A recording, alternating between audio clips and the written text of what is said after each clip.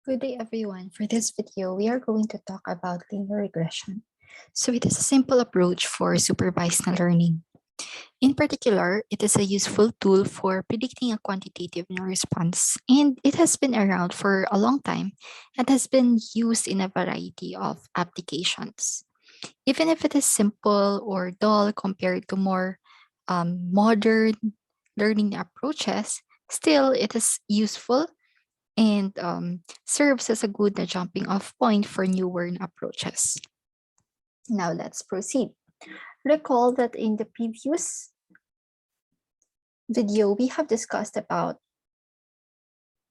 introduction to statistical learning and particularly having the advertising dataset as an example. So the advertising dataset consists of the sales of the product in 200 different markets, wherein each market has an advertising budget for radio, TV, as well as the newspaper. And in a tabular format, this is how the advertising dataset looks like. So each market has an associated budget for TV, radio, newspaper, and shown also is the corresponding sales. So suppose you have been hired as a consultant and you were asked to suggest a marketing plan for next year that will result to higher product sales. So what information would be useful for you to provide such recommendations? So you can first observe the relationship between the advertising budget and sales. So we should determine whether the data indeed provides you an evidence of an association between advertising expenditure and sales.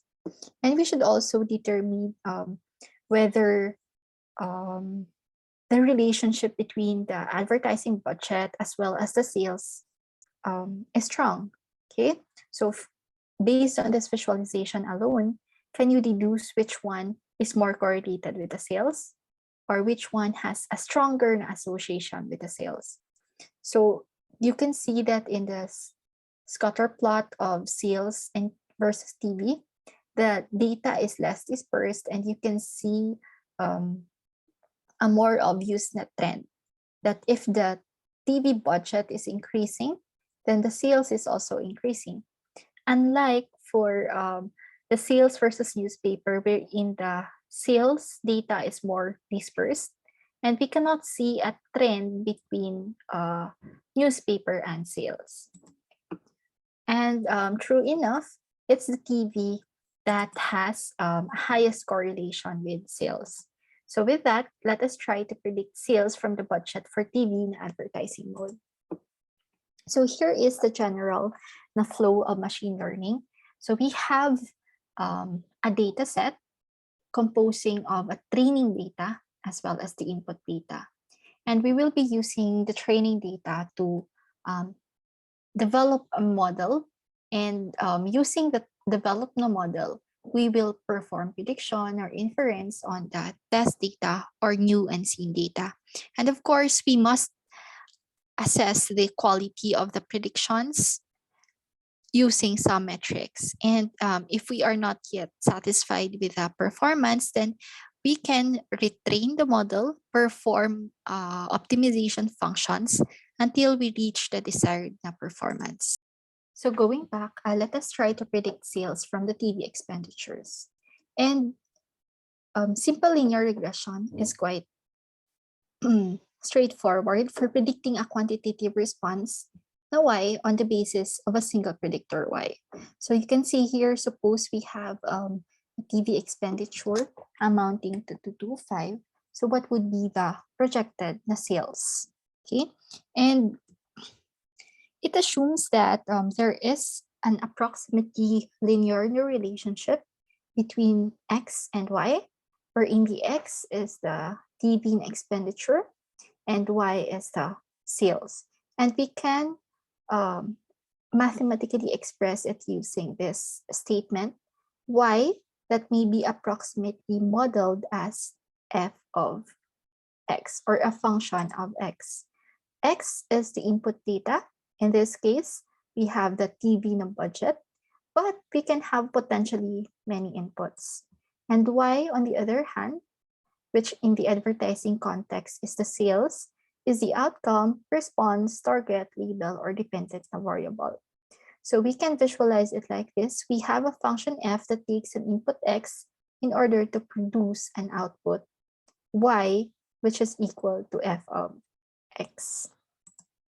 Okay, so given the y that may be approximately modeled from f of x, is it possible to estimate f using linear regression, and how? So linear regression assumes that there is an approximately linear relationship between x and y, and this linear relationship may be written as y that may be approximately modeled as beta 0 or beta naught plus beta 1 x. So we can sometimes describe it by saying that we are regressing y on x or y onto x. Okay, so in the advertising example context, we can say that or x may represent TV and y may represent the sales. Okay, then we can regress sales on TV by fitting this model sales that be beta naught plus beta 1 TV. So the beta naught and beta 1 are unknown constants or the model parameters or coefficients. Okay, and wherein the beta naught refers to the intercept or bias. And in the advertising na context, this will represent the starting na sales or average na sales in cases where we don't have an input for TV or we don't have a budget for TV. Okay, while the beta 1 represent the slope or the weight that is associated with the featured TV. Okay. Now, given this equation, if beta naught and beta 1 are unknown, how can we estimate them? So we can estimate these parameters when we fit the model to the training data.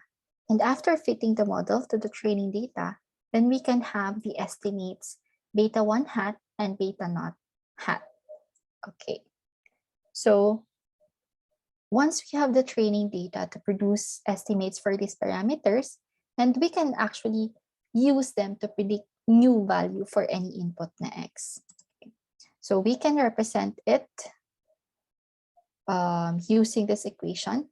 So we have the y hat that may be approximated from the estimated function of x, which is equivalent to beta naught hat plus beta 1 hat x, wherein the y hat is the prediction of y, and the beta naught hat is the estimate of the bias, and this, on the other hand, is the estimate of the slope or the weight of the feature.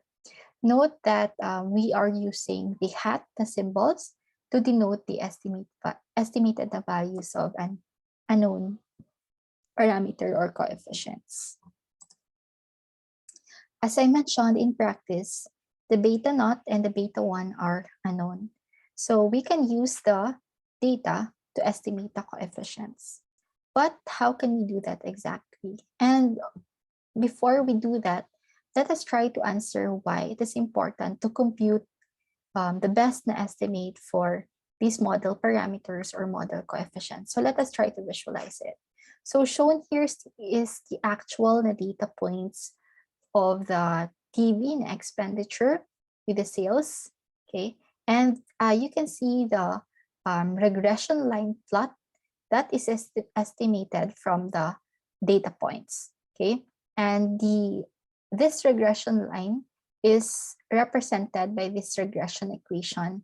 Y is equal to 0.05 dB plus 7.03. In other words, we have estimated y based on the parameters 0.05 and 7.03 and input dB. So the 0.05 refer to the slope of the line or the weight that is associated with the TV na feature, while the 7.03 represent the 7.03 represent the bias or the intercept of the line. Okay, so what happens if we try to nudge the slope of the line or the weight of TV, okay, we can see that it is changing. And if we also, we can also an obvious na difference as we change the bias. However, which one of these three lines is the best? And what does best even mean? So let us try to visualize it. Suppose we start from the pink line, which is represented by y is equal to 0.03 TV with a bias na 6. Okay. So we can see that or note that this pink line represent the predictions. Okay. And the blue na points represent the actual na data points. So we can see, let's say that this data point has this distance from this regression line. This data point has this distance from this regression line. Meanwhile, this point has this distance from the regression line, na red, which is represented by this equation with parameters 0.05 and 7.03.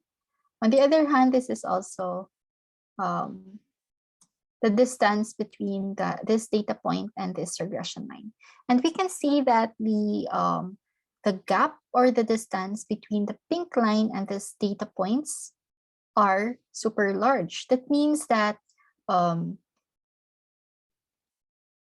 difference between the predicted as well as the actual values is also large, which means that the error is also large. And when we compare that to the red line in which the errors are minimized, so we can say that this red line is also the best na estimate because the errors are being minimized. Okay, so